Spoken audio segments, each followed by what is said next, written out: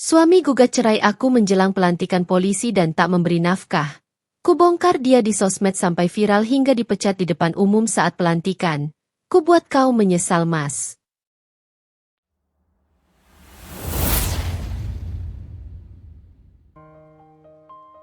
Namaku Weni.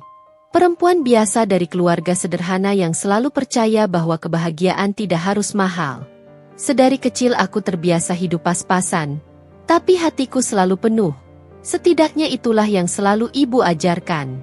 Harta bukan di dompet, enduk, tapi di cara kamu menghargai hidup. Katanya suatu kali sambil menutup toples kerupuk yang tinggal remah. Aku tumbuh dengan nilai itu. Dan barangkali itu pula yang membuatku jatuh cinta pada Farhan. Farhan bukan laki-laki kaya. Tidak pula yang penuh gaya.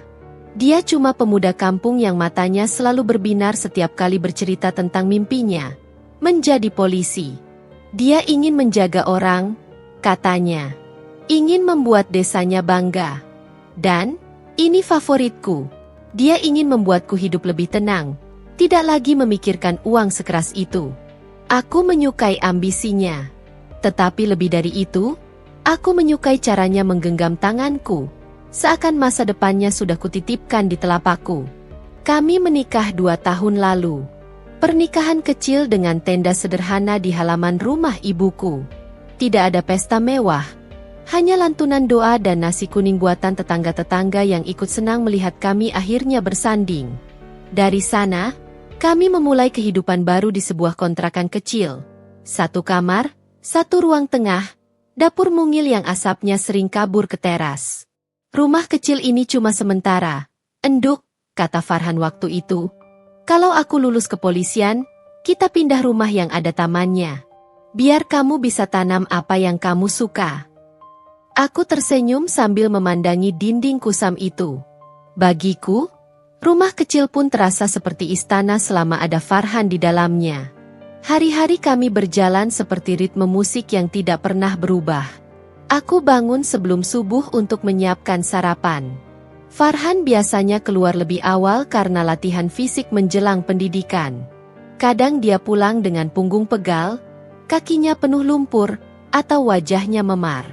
Capek ya? Tanyaku sambil mengoles minyak kayu putih di bahunya. Dia menunduk, suaranya rendah. Iya, tapi lihat kamu saja rasanya capekku hilang. Ada kalanya aku merasa dipuji Farhan seperti ditarik ke langit. Meski hidup kami sangat sederhana, hatiku selalu penuh. Farhan itu dulu punya cara membuatku merasa menjadi rumahnya. Aku bekerja serabutan dari rumah, menjahit baju, kadang menerima pesanan kue, kadang bantu tetangga mengurus anak. Semua itu kulakukan bukan hanya untuk menambah nafkah, tetapi juga untuk mendukung impian Farhan. Dari uang itulah aku membeli vitamin, susu, dan beberapa perlengkapan latihan yang dia butuhkan. Aku ingat suatu pagi ketika Farhan duduk sambil mengikat sepatu latihan dan menatapku penuh syukur. Kamu ini perempuan luar biasa, Wen, katanya. Setengah langkahku menuju polisi itu dari kamu. Kalimat itu tersimpan lama di hatiku, jadi penguat saat hari sedang berat. Malam-malam kami dipenuhi obrolan kecil yang hangat. Farhan sering duduk di lantai sambil membuka buku latihan.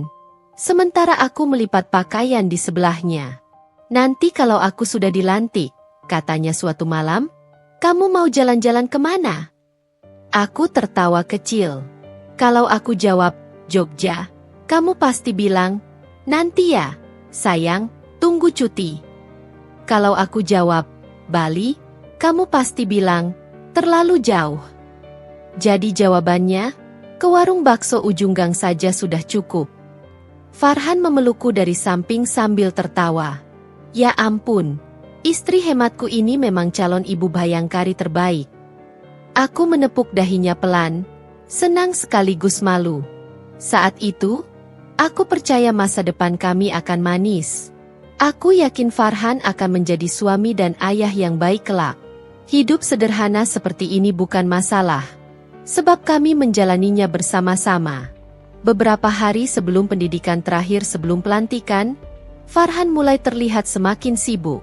Tapi di fase awal ini, Aku masih melihatnya sebagai laki-laki yang sama. Penuh harapan, penuh semangat, dan penuh cinta padaku. Kadang aku mendapati wajahnya letih ketika pulang, tapi dia tetap menyempatkan tersenyum, meski tipis. "Doakan aku ya, Wen," katanya suatu malam sambil menatap langit-langit kamar kami. "Kalau semua ini lancar, kamu bakal hidup lebih baik. Aku janji." Aku meraih tangannya. "Aku selalu doakan kamu. Setiap hari." Dalam hati aku menambahkan, "Aku titipkan seluruh hidupku padamu. Mas." Rutinitas hidup kami awalnya seperti sungai yang mengalir tenang. Namun belakangan, aku merasa ada riak kecil yang tak pernah ada sebelumnya. Riak yang begitu halus, begitu samar, sampai orang lain mungkin tak akan menyadarinya kalau tidak hidup sedekat aku dengan Farhan. Semua dimulai ketika pendidikan Farhan memasuki fase terakhir menjelang pelantikan. Jadwalnya menjadi lebih padat, tubuhnya makin lelah, dan pikirannya selalu terlihat berat. "Latihan tambahannya makin panjang, Wen," kata Farhan suatu pagi sambil meraih tasnya. "Besok-besok mungkin aku pulang lebih malam." Aku mengangguk, mencoba mengerti. Impiannya menjadi polisi sudah begitu dekat, dan aku tidak ingin menjadi penghalang sekecil apapun. Namun, perubahan itu tidak berhenti di jadwal. Beberapa hari kemudian, teleponnya mulai sering bergetar. Notifikasi begitu ramai. Farhan biasanya menaruh ponselnya di meja atau kasur tanpa memedulikan apapun. Tapi sekarang dia mulai memasukkan ponselnya ke saku, bahkan saat sedang di rumah. Aku tidak berpikir buruk. Aku hanya bertanya pelan, "Banyak chat dari teman-teman latihan, ya?" Farhan menjawab cepat, "Iya, grup latihan. Banyak tugas." Jawabannya benar, atau setidaknya terlihat benar pada waktu itu. Namun di salah satu malam, saat aku hendak merapikan baju yang ia letakkan begitu saja, ponselnya menyala. Hanya sebentar, tapi cukup untuk membuatku membaca nama yang tidak kukenal. "Kak Dian, senior latihan." Aku berhenti sejenak. Senior? Perempuan? Tapi aku tepis pikiran itu cepat-cepat. "Ah, mungkin instruktur," batinku. "Atau sekadar koordinator." Aku tidak ingin menebak buruk. Aku tidak ingin jadi istri yang curigaan tanpa alasan. Perubahan kedua datang menyusul, lebih terasa dibanding getaran ponsel. Farhan mulai cepat marah. Dulu ia bisa tertawa mendengar ceritaku tentang tetangga yang menuang gula terlalu banyak dalam teh, atau tentang kue pesanan yang gosong setengah. Namun kini hal-hal kecil justru membuatnya tersinggung. Aku pernah bertanya sederhana, "Mas tadi makan di sana apa belum? Biar aku nggak masak kebanyakan." Tiba-tiba ia membentakku, "Kenapa sih kamu nanya terus?" Aku capek. "Wen, jangan cerewet." Aku terpaku. Bukan karena ia membentak. Setiap manusia pasti pernah lelah. Namun cara dia memandangku saat itu bukan seperti Farhan yang kukenal. Ada dingin yang menyusup diam-diam di sela-sela suaranya. "Maaf, Mas, aku cuma nanya," bisikku. Ia mengusap wajahnya. Sudah, aku cuma capek." Aku mengangguk sambil menahan napas, menatap perasaanku sendiri. Aku percaya kelelahan bisa membuat seseorang berubah sementara. Aku menepuk pundaknya pelan, berharap bisa meredakan tegang di dadanya. Tapi jauh dalam hati, aku mulai merasa asing dengan laki-laki di depanku. Seminggu kemudian, aku mencoba melakukan sesuatu yang biasanya kami lakukan, membawakan Farhan bekal makan malam. Ia bilang ia latihan malam, jadi aku pikir tak ada salahnya aku mengantar sedikit makanan. Aku menunggu di depan gerbang kecil lapangan latihan. Beberapa calon polisi berlalu lalang dengan langkah cepat. Suara peluit sesekali terdengar.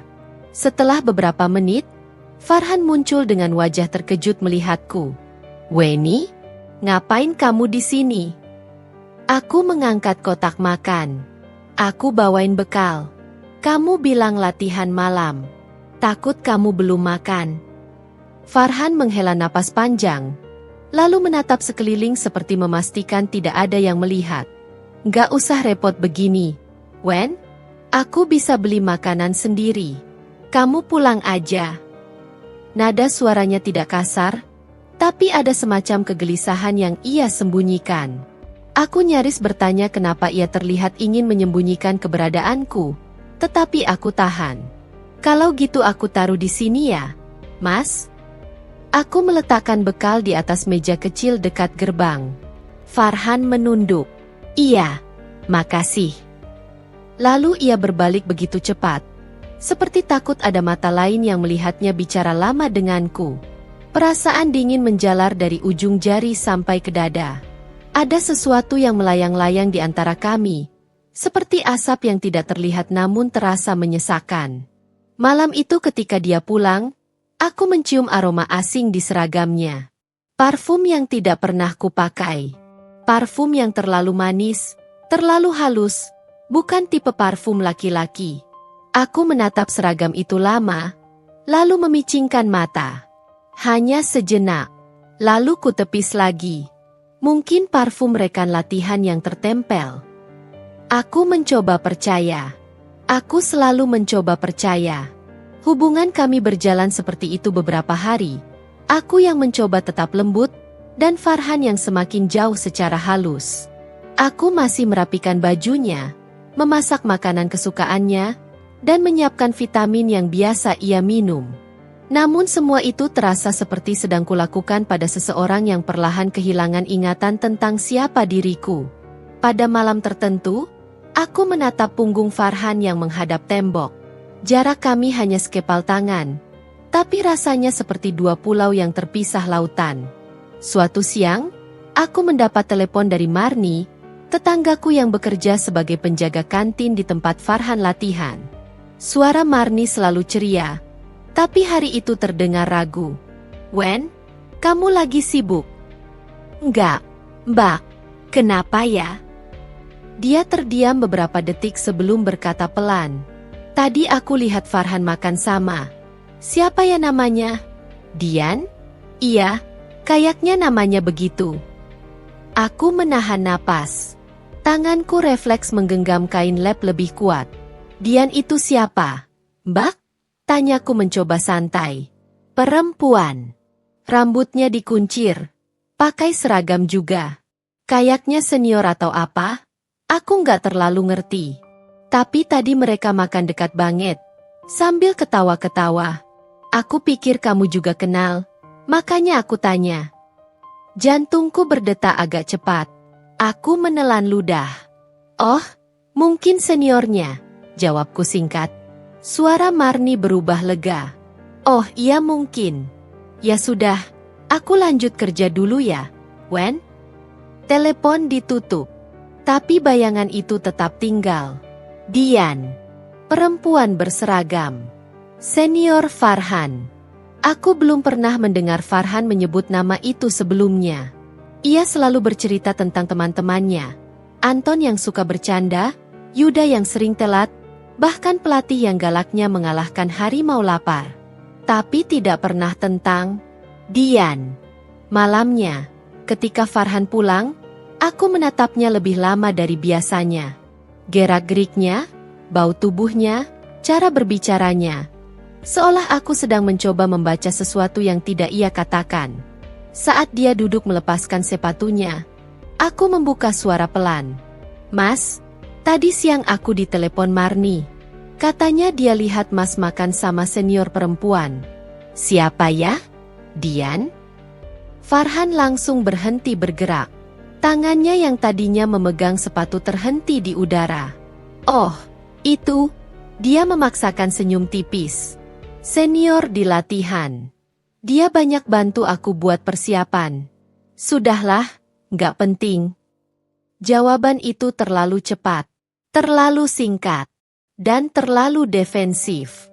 Seperti seseorang yang buru-buru menutup pintu sebelum aku bisa melihat isi ruangan di dalamnya. Aku tidak bertanya lagi. Bukan karena percaya, tetapi karena aku tahu Farhan sedang berada di titik rapuhnya. Aku takut pertanyaan lain akan membuatnya meledak. Namun diamku bukan tanda aku tidak merasa apa-apa. Diamku adalah cara agar rumah kecil kami tidak runtuh saat itu juga. Beberapa hari kemudian, Farhan mulai sering pulang lebih malam dari biasanya. Alasannya tetap sama. Rapat, evaluasi latihan, konseling fisik, atau tugas tambahan. Aku tidak membantah. Tapi tanda-tandanya semakin banyak. Seperti potongan puzzle yang pelan-pelan membentuk gambar yang menyesakan. Suatu malam, ketika ia mandi, ponselnya kembali menyala di atas meja. Nama itu muncul lagi. Dian Senior Latihan. Notifikasinya panjang. Mas, besok jangan lupa bawa formulir tambahan. Aku sudah kirimin fotonya. Tolong di-print ya. Aku mengerjap. Mas, mereka sedekat itu? Tapi aku tidak menyentuh ponsel itu. Aku tidak mau menjadi istri yang mengacak-acak privasi suaminya, hingga menjadi alasan ia menjauh lebih jauh. Ketika Farhan keluar dari kamar mandi, aku pura-pura sibuk menata cucian. Ponselnya berbunyi lagi. Ia langsung meraihnya. Reaksinya spontan. Wajahnya berubah sedikit panik, lalu mengangkat telepon sambil melangkah keluar rumah. Bukan di ruang tamu, bukan di dapur, tapi di luar, di pinggir jalan gelap. Aku hanya bisa mendengar samar-samar. Ya, iya, Kak. Enggak, istriku lagi di rumah. Ya sudah besok, nanti aku kabarin. Hening. Saat dia masuk kembali, aku sudah duduk di kursi dapur dengan gelas teh hangat yang tadi kubuat khusus untuknya. Farhan tersenyum kecil. Ada teh ya? Makasih. Wen? Aku mengangguk. Iya, Mas. Untuk kamu. Namun di dalam dadaku, teh itu justru berubah menjadi cairan panas yang menggenang tanpa tempat mengalir. Hari demi hari, aku melihat bayangan Dian semakin tebal di sekitar Farhan. Tidak lagi hanya berupa pesan. Tidak lagi hanya berupa telepon tersembunyi. Tapi juga perubahan halus pada Farhan. Dia mulai membeli parfum baru. Mulai memperhatikan gaya rambutnya. Mulai mengenakan kaos latihan terbaiknya bahkan saat tidak ada kegiatan khusus. Dan ironisnya, semua itu bukan untukku. Karena saat aku memuji, wangi baru ya, Mas? Ia hanya menjawab singkat, iya, dapat rekomendasi. Rekomendasi dari siapa? Aku tahu jawabannya. Tapi aku tidak berani mengucapkan. Suatu sore, aku mengantarkan Farhan sampai depan rumah karena ia buru-buru berangkat latihan tambahan. Saat ia masuk gerbang, sebuah motor berhenti tidak jauh dari situ. Pengendaranya seorang perempuan berambut kuncir rapi, wajah tegas, dan tubuh atletis. Seragamnya melingkari tubuh dengan pas. Dia menurunkan kaca helm. Matanya menatap Farhan, lalu sekilas menatapku. Sejenak saja. Namun tatapan itu seperti pisau kecil yang dilempar tanpa suara. Perempuan itu tersenyum tipis pada Farhan. Farhan membalas dengan anggukan canggung. Canggung yang hanya muncul ketika seseorang menyimpan rahasia. Beberapa detik kemudian, mereka berjalan masuk bersama. Aku berdiri di situ, memegang pintu pagar yang terasa semakin dingin. Perempuan itu pasti Dian. Bayangan yang selama ini bergerak diam-diam akhirnya menunjukkan rupa. Dan untuk pertama kalinya, aku merasa Farhan seperti bukan lagi milikku sepenuhnya. Bukan karena ia berpaling, tapi karena ada seseorang yang membuatnya berubah sebelum ia sadar sedang berubah. Malam itu, ketika aku berbaring di tempat tidur, punggung Farhan lagi-lagi menghadap ke tembok. Jarak kami terasa semakin jauh. Seperti ada udara asing yang mengisi ruang di antara tubuh kami. Suatu malam, Farhan pulang ketika jam menunjukkan pukul 10:30. Aku menutup pintu dapur setelah memanaskan ulang makanannya untuk ketiga kalinya. Ia masuk tanpa menatapku. Mas, aku memanggil pelan. HM, jawabnya pendek, tanpa berhenti melepas sepatu. Aku udah siapin makan. Mau makan dulu? Nggak lapar. Nada suaranya dingin, seperti batu yang baru saja dicuci hujan. Tidak kasar, tapi juga tidak hidup. Padahal perutnya pasti kosong. Seharian latihan. Tapi bukan lagi aku yang jadi pemikirannya. Dan aku tahu, sebab dulu ia tidak pernah menolak masakanku. Aku tungguin. Loh, ucapku berusaha lembut.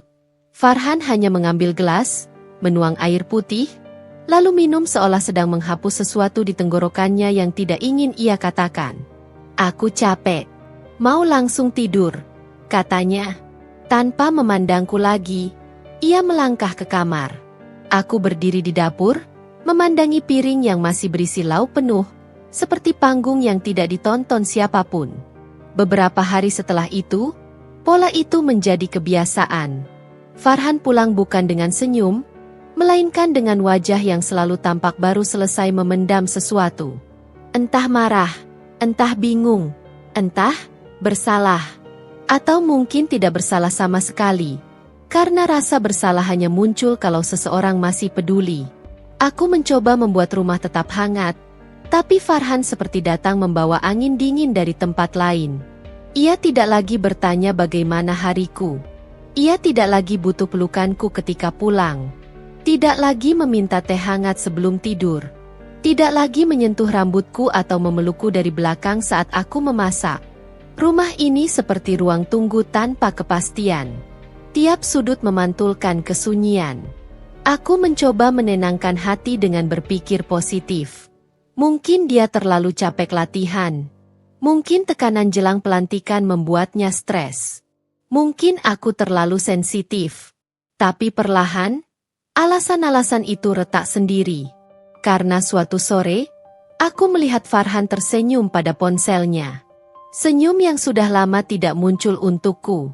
Aku berdiri di pintu kamar, memperhatikan dari sudut yang ia kira tidak terlihat.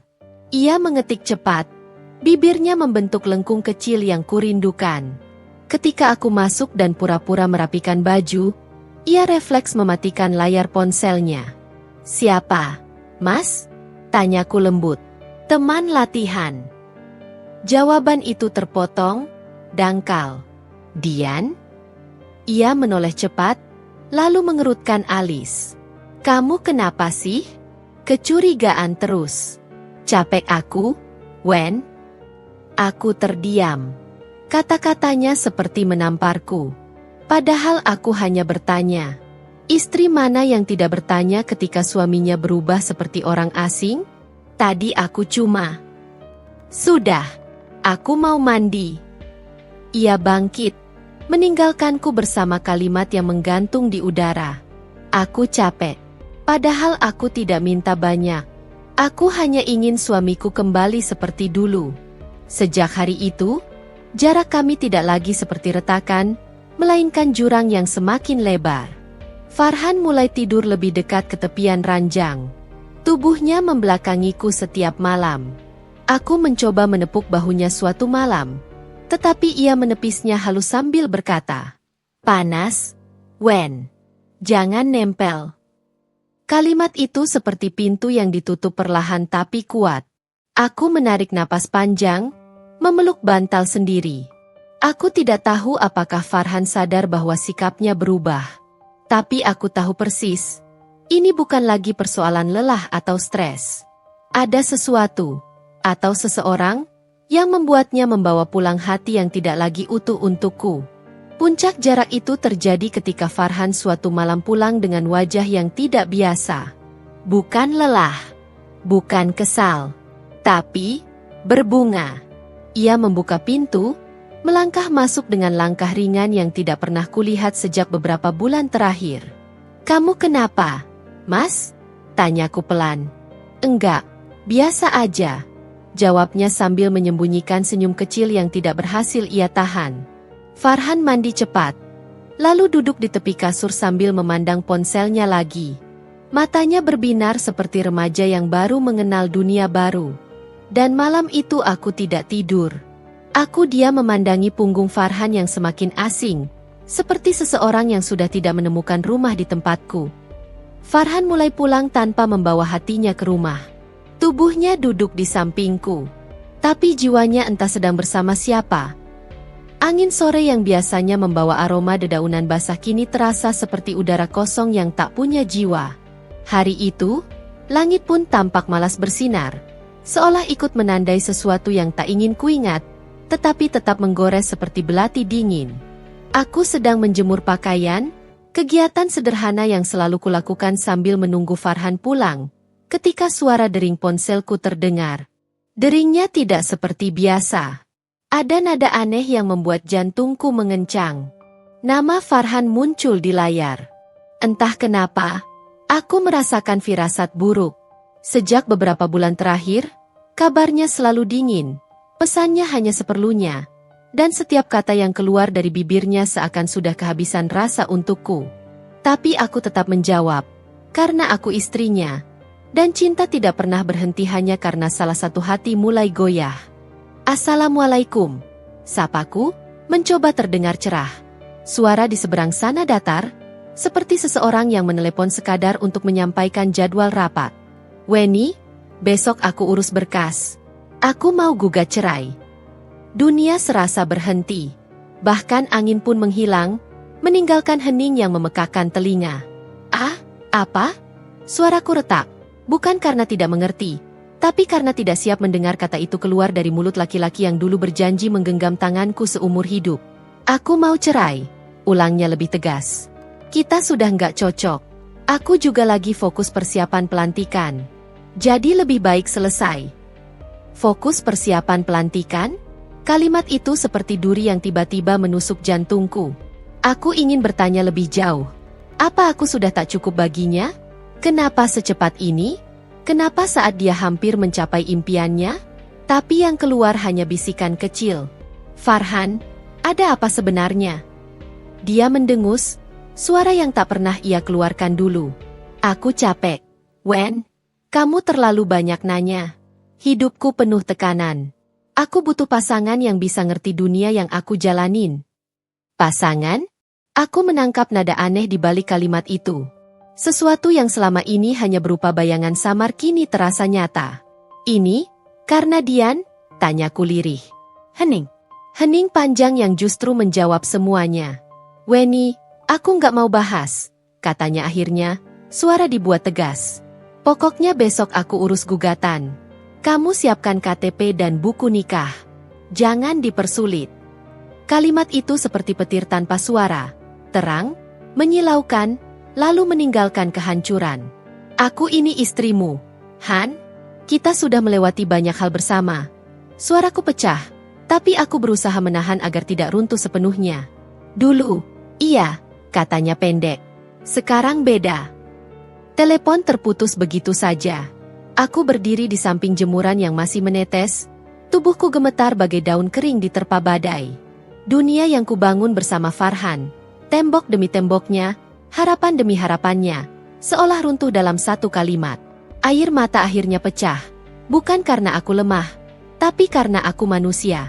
Dan manusia bisa hancur ketika orang yang paling dipercayainya menancapkan pisau tanpa peringatan. Malam itu, Farhan pulang seperti orang asing yang sekadar lewat. Tidak ada salam hangat, tidak ada senyum, tidak ada tatapan.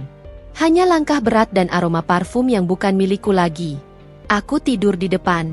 Besok kita ke KUA, katanya tanpa menoleh. Aku hanya menatap punggungnya. Punggung yang dulu jadi tempatku bersandar, kini menjelma tembok dingin yang tak bisa ditembus. Farhan, kamu yakin? Suaraku pelan, patah. Dia berhenti sejenak di ambang pintu. Aku sudah sangat yakin. Sesaat, aku melihat sorot matanya. Ada sesuatu di sana. Ketakutan kecil yang disembunyikan, mungkin penyesalan, mungkin kebingungan, atau mungkin hanya bayanganku saja. Karena detik berikutnya, ia kembali menunjukkan wajah datar yang seperti topeng rapuh. Tanpa kata tambahan, dia pergi. Aku terduduk di lantai, memeluk lututku sendiri. Rumah yang biasanya terasa kecil namun hangat kini menjadi ruang luas yang mengembalikan gema kesedihanku. Di luar, hujan turun pelan. Tetesannya jatuh di atap seperti suara dunia yang ikut berduka. Aku, Weni, istri yang pernah dicintai, perempuan yang menemaninya sejak awal, ditinggalkan tepat saat hidupnya hampir naik pangkat, naik derajat, naik segala hal ironisnya. Aku yang mendukungnya dari nol justru ingin dibuang saat dia hampir mencapai puncak. Pagi itu, sinar matahari menembus jendela rumah kami seperti cahaya yang datang tanpa kehangatan, sekadar hadir tanpa peduli. Seperti Farhan. Sudah 2 minggu sejak kata cerai meluncur dari mulutnya, namun tak ada satupun kejelasan selain semakin jauhnya sikapnya. Gugatan belum ia ajukan, tapi nafkah? Jangan harap. Bahkan kebutuhan dapur pun kini aku tanggung sendiri dengan menjual beberapa peralatan kecil yang dulu kami beli bersama. Ironi yang begitu telanjang. Aku menatap dompetku yang hanya berisi beberapa lembar ribuan, seperti daun terakhir yang menempel di ranting sebelum angin menggugurkannya. Hanya segini, gumamku dalam hati. Padahal dulu Farhan yang selalu bilang, "Tenang, Wen. Rezeki itu urusan laki-laki." Tapi rupanya, laki-laki itu pergi bersama rezekinya. Sore itu Farhan pulang, tapi bukan seperti seorang suami yang membawa kabar baik. Sikapnya dingin, langkahnya kaku, dan tatapannya asing. Dia melempar tas pelan, mengambil air minum, lalu duduk tanpa menoleh padaku. Seolah-olah aku hanya hiasan rumah.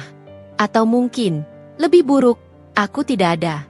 Aku mau ngomong, kataku pelan tapi tegas. Apalagi? Jawabnya tanpa menoleh. Apa kamu sadar kalau sudah 2 minggu kamu tidak kasih uang belanja? Tidak kasih nafkah? Bahkan untuk kebutuhan dasar. Dia mengangkat bahu seolah itu hal yang tak butuh penjelasan. Aku lagi banyak pengeluaran. Banyak kebutuhan menjelang pelantikan, katanya enteng. Pelantikan, pelantikan, pelantikan, desahku dalam hati. Lalu aku, rumah tangga ini, kewajibanmu sebagai suami. Farhan menghela napas panjang yang terdengar seperti keluhan. Aku nggak mau ribut. Pokoknya aku nggak mau keluar uang untuk sesuatu yang nggak perlu. Tidak perlu? Aku tersentak. Makan itu tidak perlu. Han? Listrik? Air? Itu bukan pengeluaran istri. Itu kewajiban suami. Baru kali itu aku melihat matanya menyipit sedikit. Seperti ia tidak suka diingatkan. Kamu tahu aku mau cerai. Ngapain aku masih harus nafkahi kamu? Kata itu seperti tepukan keras di wajahku. Farhan benar-benar tega. Aku berdiri, memeluk kedua tanganku sendiri seperti menahan gempa kecil di dada. Farhan, sampai hari ini, kita masih suami istri. Gugatan saja belum kamu ajukan. Kalaupun kamu ajukan, kewajiban nafkah itu tetap berlaku sampai legal. Kamu tahu itu. Dia tertawa pendek, tawa hambar yang menusuk. Kamu mau ugut-ugut aku pakai hukum sekarang? Serius? Bukan mengugut. Jawabku dengan suara bergetar namun jelas. Aku hanya mengingatkan. Dia berdiri, menghadapku, tapi rasanya seperti sedang berhadapan dengan seseorang asing yang memakai wajah suamiku. Weni, aku nggak punya hati untuk kamu lagi. Dan kalau aku nggak punya hati, jangan harap aku punya uang buat kamu. Kalimat itu seperti pintu yang ditutup tanpa suara. Tapi aku bisa merasakannya. Dingin, final, kejam. Farhan mengambil jaketnya lalu keluar begitu saja. Meninggalkan rumah dan meninggalkan hatiku yang berderak seperti kaca retak. Aku berdiri sendirian di tengah ruang tamu, merasakan kekosongan yang menyerupai lubang hitam. Tidak ada nafkah, tidak ada perhatian, tidak ada rasa. Dan untuk pertama kalinya, aku benar-benar merasakan bahwa Farhan sudah memotong semua ikatan, termasuk ikatan moral sebagai manusia. Seminggu berikutnya, hidupku menjadi rangkaian keheningan yang kadang terdengar seperti ejekan. Aku harus memutar ulang ingatanku tentang masa-masa ketika Farhan bekerja serabutan dan aku yang menenangkannya setiap kali dia pulang lesu. Tentang malam-malam ketika aku mengurut punggungnya agar dia bisa tidur nyenyak. Tentang nasi goreng sederhana yang kubuat ketika uang benar-benar pas-pasan. Tentang dukungan yang kuberikan saat ia belajar tes polisi sampai larut. Dan kini, setelah ia hampir berhasil, aku justru dibuang seperti barang yang tidak laku. Tidak ada nafkah, tidak ada hati. Namun yang tidak ia tahu adalah, perempuan yang disakiti terlalu keras tidak pecah. Ia berubah. Malam itu, aku membuka ponselku. Kubaca ulang pesan-pesan dingin Farhan. Malam itu, aku membuka ponselku. Kubaca ulang pesan-pesan dingin Farhan. Kusingkap kembali percakapannya dengan Dian yang kusimpan diam-diam. Banyak catatan, banyak bukti, banyak sesuatu yang bisa dibuka ke permukaan bila saatnya tiba. Dan hatiku, yang selama ini menjadi tempat paling lembut untuk Farhan, kini mulai memadat, seperti tanah yang siap membelah dirinya menjadi batu. Jika ia tidak memberiku nafkah, jika ia tidak memberi hati, maka tidak ada lagi alasan bagiku untuk tetap menjaga nama baiknya. Sejak hari Farhan berkata bahwa nafkah bukan lagi urusannya, hatiku berubah bentuk. Ia bukan lagi telaga yang tenang. Ia menjadi ruang sunyi tempat bara kecil bersembunyi, menunggu angin untuk berkobar. Awalnya, aku masih mencoba menenangkan diri, berharap Farhan akan sadar, atau setidaknya menyadari batasnya sebagai manusia. Tapi ternyata, batas itu malah ia injak-injak. Setiap hari dia pulang semakin larut, membawa aroma parfum yang asing, membawa sisa tawa yang bukan untukku, membawa kebohongan yang menetes dari ujung bajunya seperti noda hitam yang tak bisa dicuci. Aku menatap kalender. Tanggal pelantikan Farhan sebagai polisi semakin dekat. Hari yang dulu kami impikan bersama. Tempat aku membayangkan berdiri di barisan keluarga, tersenyum bangga, sambil menatap suamiku memakai seragam kebanggaannya. Tapi kini, bayangan itu berubah menjadi serpihan kaca. Kalau dia berani mempermalukan aku, kenapa aku harus menjaga mukanya? Gumamku lirih, namun dalam dada, suara itu bergemuruh lebih keras. Malam itu aku duduk sendirian di ruang tamu. Lampu sengaja kupadamkan, menyisakan cahaya layar ponsel yang menempel di wajahku.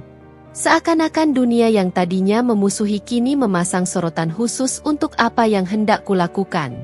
Aku membuka folder khusus yang selama ini kusembunyikan, folder yang berisi tangkapan layar percakapan Farhan dengan Dian, rekaman saat mereka bicara dengan nada terlalu manis, foto-foto yang entah kenapa Farhan lupa hapus di galeri, termasuk bukti transfer kecil yang ia kirim ke Dian di saat aku bahkan tidak diberi uang belanja. Aku menatap semuanya dengan napas stabil, tidak meledak seperti dulu. Ada ketenangan aneh yang justru membuat pikiranku lebih jernih, sejernih air yang siap mendidih. Sampai sejauh ini kau pikir aku akan diam? Han? Bisikku. Di luar, suara motor berhenti. Farhan pulang. Tapi aku tidak bergerak. Aku tetap duduk, tetap memandangi layar ponselku, tetap menahan bara yang mengembang perlahan di dadaku. Pintu terbuka. Ia masuk dengan wajah letih. Atau mungkin itu hanya topeng. Lampu kenapa mati? Tanyanya singkat. Biar hemat, jawabku datar. Farhan menghela napas. Kalau kamu butuh uang listrik bilang aja, gak usah dramatis. Aku menoleh, akhirnya menatapnya. Farhan, kamu sudah 2 minggu tidak kasih nafkah. Listrik, air, makan, semua aku tanggung sendiri. Ya kan aku bilang, aku lagi banyak kebutuhan. Jawabnya enteng. Seperti berbicara tentang hujan yang turun tanpa sengaja. Tapi kamu masih punya uang buat mentraktir Dian. Kataku pelan, tidak menuduh, tidak meninggi. Hanya mengucapkan kebenaran. Gerakannya berhenti. Bahunya menegang sesaat. Jangan mulai lagi. Wen? Mulai? Aku tersenyum. Senyum yang bahkan terasa asing bagi diriku sendiri. Aku belum apa-apa. Han? Belum mulai. Ia memutar bola mata. Kalau kamu mau cekcok, aku capek. Aku tidur dulu. Dia masuk kamar tanpa menunggu jawabanku. Ketika pintu kamar ditutup, dunia di sekitarku justru terbuka. Aku bangkit. Langkahku ringan tapi tidak lagi rapuh. Di dada, ada sesuatu yang menghangat, bukan patah hati, tapi keberanian yang selama ini kupendam. Keberanian yang akhirnya tumbuh dari perlakuan Farhan sendiri. Aku pergi ke dapur, membuat teh panas. Dalam hening, aku menyusun rencana seperti seseorang yang sedang merangkai puzzle kehidupan yang pernah diacak oleh tangan orang lain. Pelantikan Farhan. Statusnya sebagai calon polisi. Kewajiban nafkah yang tidak ia jalankan. Perselingkuhan dengan rekan satu institusi. Bukti-bukti yang kusimpan. Dan media sosial, tempat suara seseorang bisa berubah menjadi badai. Aku menatap cermin di dinding dapur. Wajahku tampak lelah, tapi ada sinar baru yang tidak kupunya sebelumnya. Sinar dari seseorang yang sedang menghidupkan dirinya kembali. Kalau kau mau melepaskan aku tanpa hormat, Han, bisikku pada bayangan sendiri. Aku akan mengembalikan semuanya dengan cara yang lebih jujur. Tidak ada teriakan. Tidak ada drama. Tidak ada histeria. Hanya keputusan yang perlahan mengeras seperti logam panas yang ditempa berkali-kali subuh itu. Langit masih biru gelap, tetapi hatiku sudah menyala seperti bara yang menemukan oksigen. Untuk pertama kalinya setelah berminggu-minggu hidup dalam bayang-bayang penghinaan, aku bangun bukan karena sakit, melainkan karena tekad. Aku, Weni, perempuan yang dulu dianggap lembut bagai kain basah, kini mulai mengeras menjadi baja. Di depan cermin, aku menatap wajahku yang pucat namun tidak pecah. Ada sesuatu yang berbeda di sana, seperti garis halus cahaya yang muncul setelah malam panjang. Aku mengikat rambutku, merapikan wajah seadanya, lalu duduk dengan ponsel di tanganku. Hari ini, langkah pertama dimulai. Aku membuka akun media sosialku, tempat yang dulu hanya kupakai untuk unggah masakan atau foto tanaman. Kini, ia akan menjadi panggung yang Farhan tidak pernah duga. Kutarik semua bukti yang sudah kusimpan rapi. Tidak semuanya akan kubuka sekarang. Sesuatu yang meledak terlalu cepat akan cepat padam. Sementara aku butuh api yang stabil. Api yang membesar setiap menit, setiap jam. Aku mulai mengetik. Kata demi kata keluar dari hatiku yang sudah ditempa luka. Aku istri dari seorang calon polisi yang sedang dalam proses pelantikan. Tapi selama 2 bulan terakhir, aku tidak diberi nafkah sepeser pun. Dia juga berselingkuh dengan rekan kerjanya sendiri. Aku menulis ini bukan untuk menjatuhkan siapapun. Aku hanya ingin keadilan sebagai istri yang ditinggalkan tanpa tanggung jawab. Tidak ada nama. Tidak ada foto wajah. Tidak ada instansi. Hanya kebenaran yang netral, namun menampar keras. Kupadukan dengan bukti ringan, chat Farhan yang mengakui tidak memberi nafkah, bukti yang menunjukkan ia sibuk dengan teman wanitanya, dan foto slip belanjaanku yang kubayar sendiri. Ku ketik perlahan, ku tutup semua dengan satu kalimat yang mengguncang tulangku sendiri. Ini bukan balas dendam. Ini hakku sebagai istri, sebelum dunia melantik seseorang yang tidak bisa melantik tanggung jawabnya sendiri. Ku posting. Dalam hitungan detik, notifikasi mulai berdenting. Dalam hitungan menit, komentar masuk seperti gelombang pagi yang menemukan pantai. Dalam hitungan jam, unggahanku mulai berputar, disimpan, dibagikan ulang, dibahas, diperbesar. Aku memandang layar sambil memegang cangkir teh. Tanganku tidak gemetar. Jantungku tidak panik. Justru ada ketenangan yang manis.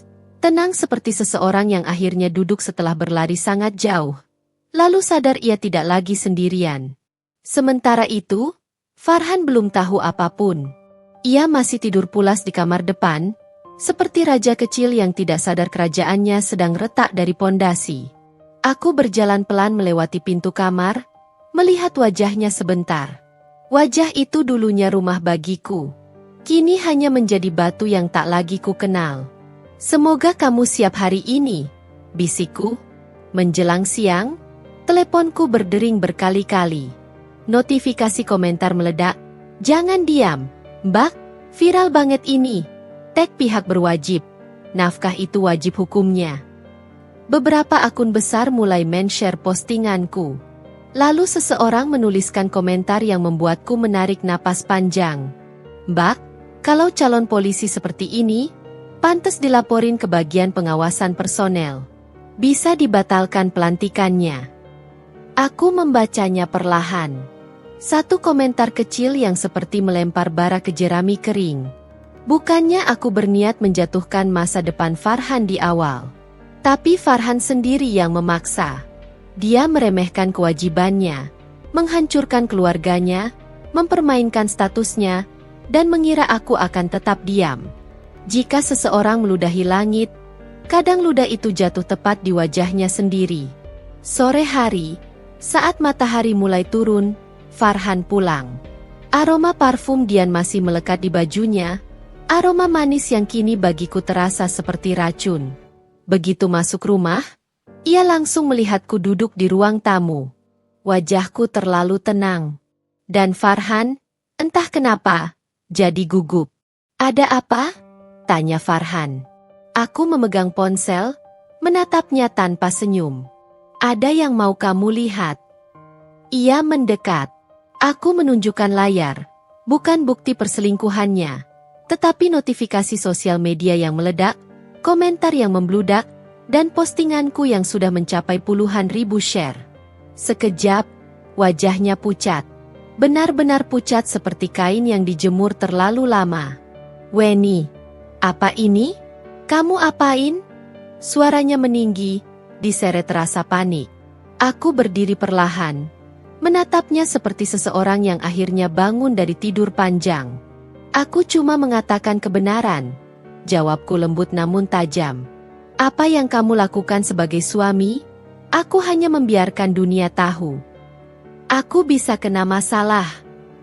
Farhan membentak, suaranya retak. "Kamu tahu konsekuensinya, kan? Lalu kenapa kamu lakukan itu, Han?" Nada suaraku naik sedikit, tapi mataku tetap stabil. "Kau tidak nafkahi aku. Kau selingkuh dengan rekan sekantor. Kau mau cerai dan memperlakukan aku seperti sampah. Dan sekarang, kau takut kebenaran menghantammu." Ia memegangi kepalanya, mondar-mandir gelisah. "Weni, ini bisa batalkan pelantikan aku. Aku bisa dipecat. Karir aku habis." Aku mendekatinya selangkah. Suaraku rendah, namun setiap kata seperti petir yang menghantam tanah kering. "Farhan, kalau kau bisa tidur nyenyak setelah menghancurkan rumah tanggamu, kenapa aku harus gelisah setelah membuka kebenarannya?" Ia terdiam. Betul-betul terdiam.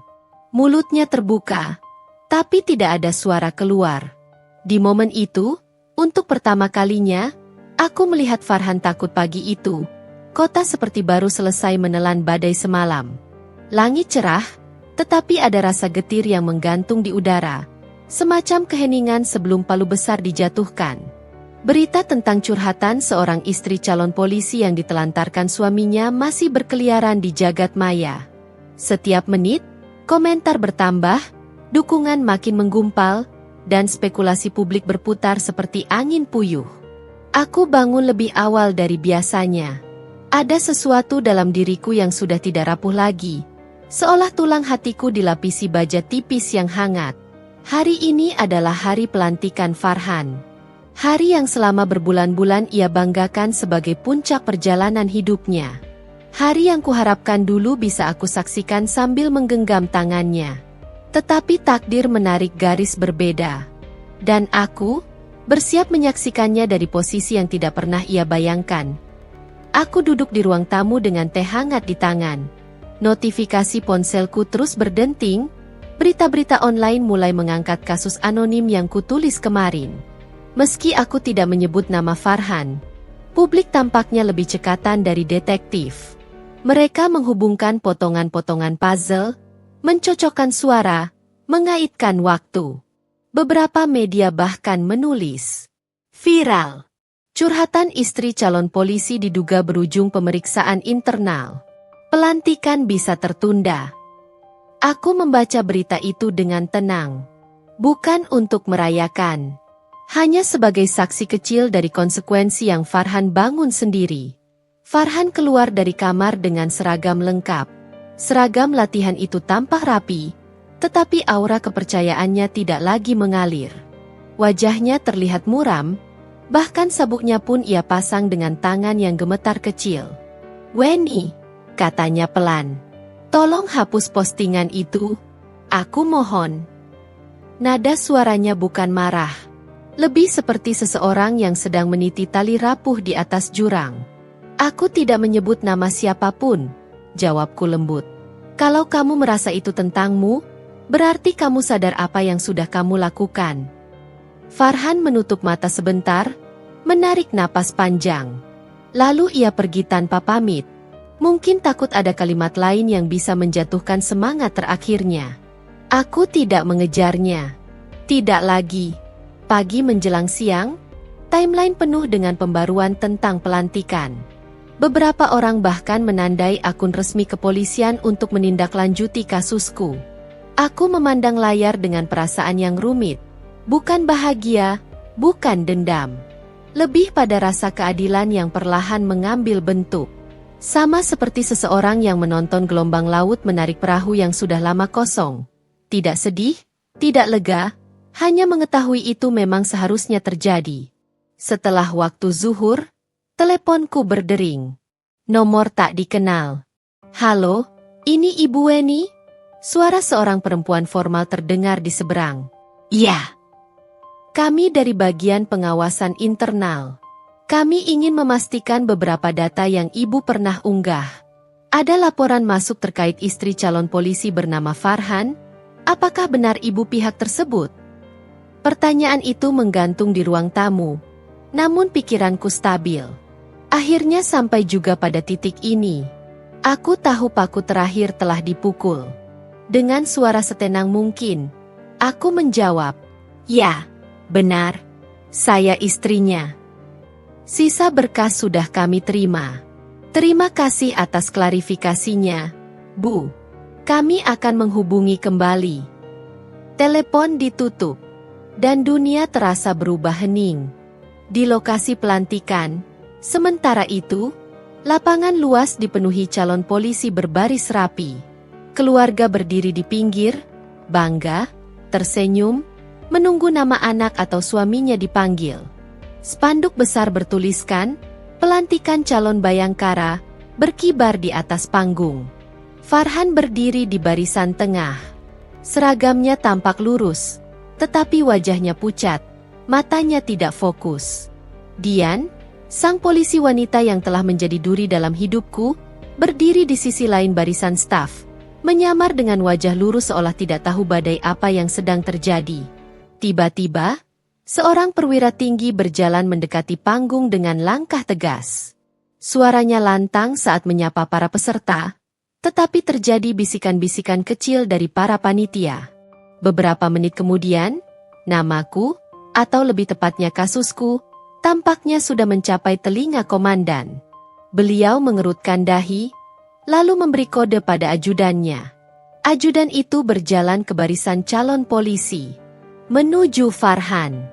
Orang-orang mulai memperhatikan. Farhan tampak panik. Ia menelan ludah ketika ajudan berhenti tepat di depannya.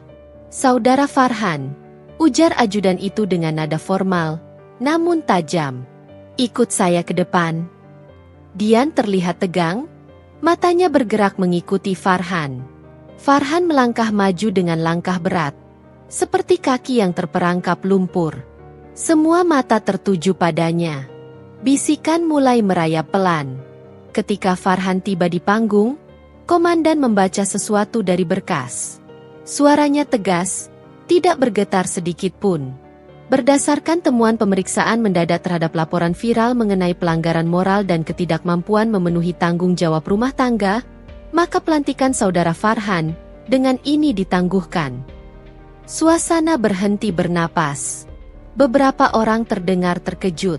Ada yang menutup mulut, ada yang saling tatap. Dan mulai hari ini, komandan melanjutkan, saudara Farhan dikenakan pemeriksaan internal. Saudara dinyatakan tidak dapat mengikuti pelantikan dan dinonaktifkan sementara dari seluruh kegiatan kedinasan. Di tengah lapangan luas itu, di depan keluarga peserta lain, di bawah terik matahari yang tak kenal belas kasih, Farhan berdiri membeku. Wajahnya merah, lalu pucat, lalu kehilangan warna sama sekali. Dian menatapnya dengan mata panik. Rencana manis mereka runtuh dalam sekejap. Orang-orang berbisik, sebagian merekam dengan ponsel. Farhan menunduk. Wajahnya tenggelam oleh rasa malu yang tidak mungkin ia sembunyikan. Hari yang seharusnya menjadi puncak kejayaannya, berubah menjadi hari ia dihancurkan di depan umum. Sementara itu, di rumah, Aku duduk dengan tenang.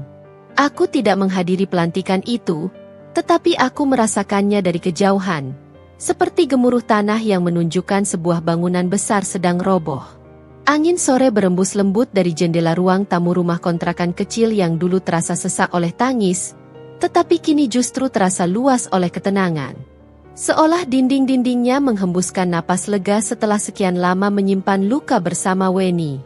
Di meja kecil itu, secangkir teh hangat mengepul, aromanya membelai jiwa seperti ucapan selamat datang setelah perjalanan panjang yang melelahkan. Hari-hari setelah pelantikan itu terasa mirip fajar baru. Tidak mewah, tidak gegap gempita, tapi jujur, murni, damai.